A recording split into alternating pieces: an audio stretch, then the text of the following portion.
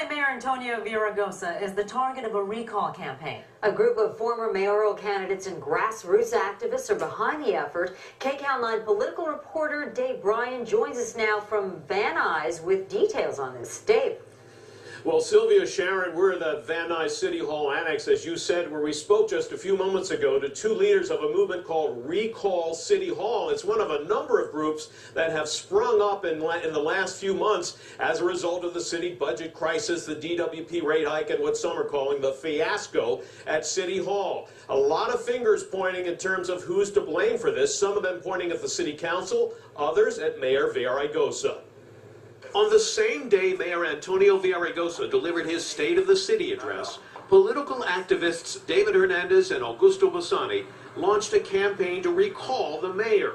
Hernandez, who's a frequent political candidate himself and has run for mayor, charges Mayor Villaraigosa failed to heed warnings years ago that the national recession would have a crippling effect on the city. When we look at the amount of service that are being cut, the layoffs that are taking place, the uncontrolled spending, and just the total abuse of the position. But to get the recall on the ballot, Hernandez and his supporters will have to collect more than 243,000 signatures in 120 days.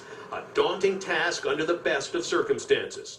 But Hernandez says sometimes these grassroots, long-shot recall campaigns surprise people. I remember when the Gray Davis recall first started. I was circulating petitions over at the Studio City Farmers Market, and people looked at me like I had two heads and I should be committed. The campaign is named Recall City Hall, and it's out to make a serious point, according to its supporters, that citizens can take back control of government. It's not a matter of frustration. It's more of a matter of people accepting the responsibility that if there is going to be change, if there's going to be accountability and transparency, they can no longer just sit around and complain. Former LA Daily News editor-in-chief Ron Kay, now a political activist and blogger, is not taking a position for or against the recall. Well, I think the recall movement is its own movement. And everybody's watching it to see if they really can get traction. But my own theory of it is there's 1,000 cells of energy, and everything that everybody does to rebuild the civic culture and the civic community of Los Angeles is making a difference. Kay is taking a different approach to shaking up city government. He's formed a group called Clean Sweep Campaign with the goal of electing city council members who he says will stand up for clean, effective government and political reform. This city's in jeopardy, serious jeopardy in its future, and its mayor made his State of the City speech tonight, and in the end all he could promise was the sun will always shine in Los Angeles. In the end, Kay and Hernandez don't necessarily agree with each other on how best to proceed. But they do both say the recent chaos at City Hall on the fallout from the nearly $500 billion budget deficit and the DWP rate hike fiasco has awakened the slumbering public and fueled the outrage. In the end, we can blame the politicians all we want, but we elect them, we let them serve, and it's up to us to change it and bring a more democratic and responsive system. Now, some people who are sympathetic to these movements say even if they do nothing other than engage and energize the citizens of LA and show them that there is a way to channel their anger and frustration into a more positive course of action, then they will have been successful. In Van Nuys, Dave Bryan, KCAL 9 News. All right, Dave, thank you. So the recall campaign comes for the mayor just as he delivers a dire warning about the future of Los Angeles. Mayor Villaraigosa's grim assessment of the state of the city predicts it will take years of painful cuts to turn things around.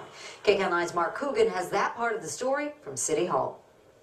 This is not a budget that reflects why I ran for office. Mayor Villaraigosa began a somber address by declaring the city must face a new economic reality, and it will be reflected in budget cuts he called painful and severe. This is the new economic reality.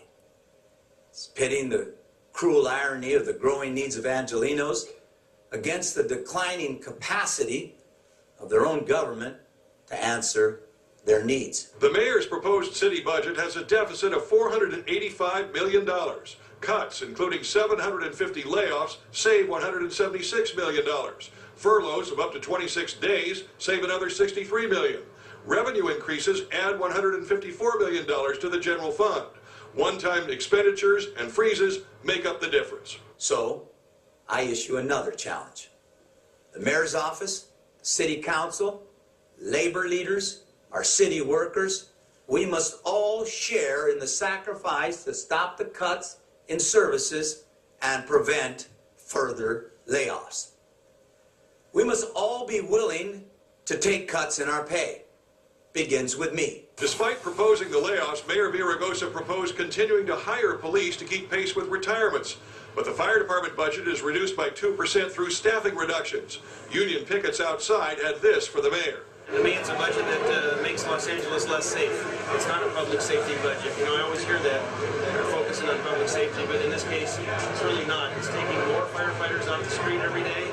As a measure of the grim atmosphere inside, the mayor spoke for 27 minutes and was interrupted by applause only once when he said that LA is the safest that it's been since the 1950s, the Eisenhower administration.